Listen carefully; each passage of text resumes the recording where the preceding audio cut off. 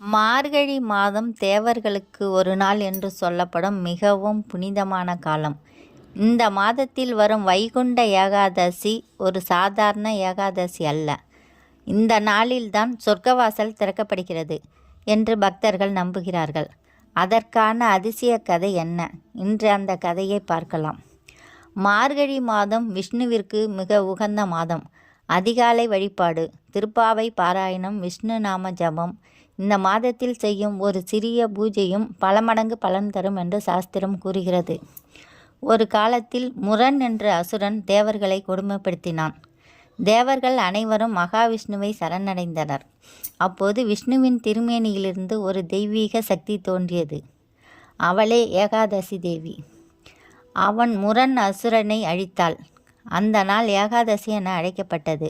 12 மாதங்களில் வரும் 24 ஏகாதசிகளில் மார்கழி மாத சுக்லபட்ச ஏகாதசி மிகவும் சிறப்பு வாய்ந்தது. அன்றுதான் விஷ்ணு பகவான் வைகுண்ட துவாரத்தை திறந்து அருளுகிறார். அதனால்தான் இந்த நாள் வைகுண்ட ஏகாதசி என்று அழைக்கப்படுகிறது. நம்மாழ்வார் விஷ்ணு மீது முழுமையான பக்தி கொண்டவர். வைகுண்ட ஏகாதசி நாளில் திருவரங்க கோயிலில் விஷ்ணு பகவான் நம்மாழ்வாரை அழைத்தார். சொர்க்கவாசல் வழியாக நம்மாழ்வார் வைகுண்டம் சென்றார் என்று தலபுராணம் கூறுகிறது.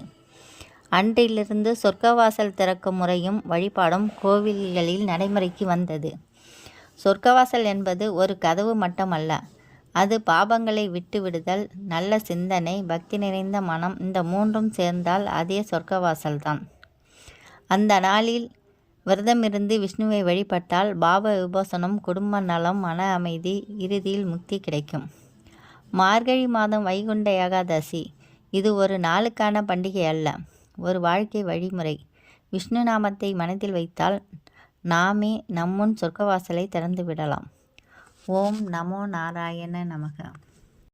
மேலும் இது போன்ற அழகான பக்தி கதைகள், ஆன்மீக மகிமைகளை தொடர்ந்து கேட்க இந்த சேனலை லைக் செய்யுங்கள், ஷேர் செய்யுங்கள், சப்ஸ்கிரைப் செய்யுங்கள்.